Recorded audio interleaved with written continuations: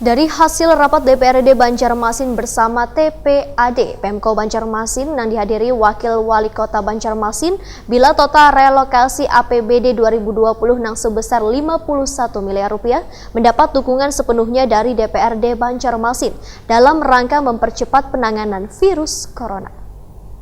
Kita mengacu kepada PP Pengelolaan Keuangan Daerah.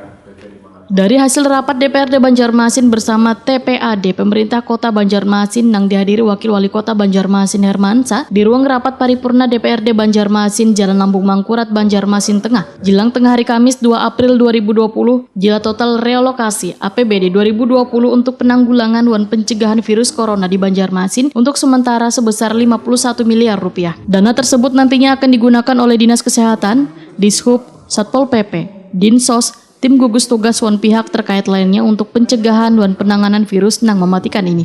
Anggota Badan Anggaran DPRD Banjarmasin Bambang Yanto Pramono Wetakoni Prima TV tengah hari Kamis 2 April 2020 memadahkan kebutuhan anggaran ini sangat mendesak untuk keselamatan jiwa seluruh warga Banjarmasin. Maka DPRD Banjarmasin pun mendukung sepenuhnya relokasi anggaran dalam rangka mempercepat penanganan virus corona. Politisi Partai Demokrat ini pun menegaskan total anggaran penanganan virus corona sebesar 51 miliar rupiah akan direlokasikan sebanyak 37 miliar rupiah untuk Dinas Kesehatan, yaitu untuk pembelian APD, rapid tes, dan keperluan penanganan lainnya, termasuk juga tunjangan bagi tenaga medis dalam menangani virus corona. Bahkan saban kecamatan, ujar Bambang Yanto Pramono, akan mendapat alokasi dana masing-masing sebesar 1 miliar rupiah.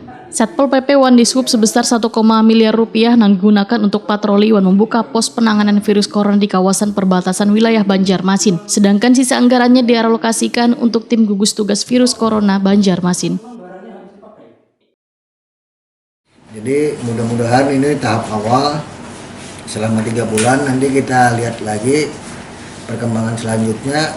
Kalau memang memungkinkan hal ini ya mudah-mudahan berakhir lah. Kalau memang masih panjang mungkin kita akan ada perubahan anggaran dan ini akan memakan waktu yang cukup lama karena semua pergeseran apa segala macam akan dibicarakan tahap selanjutnya.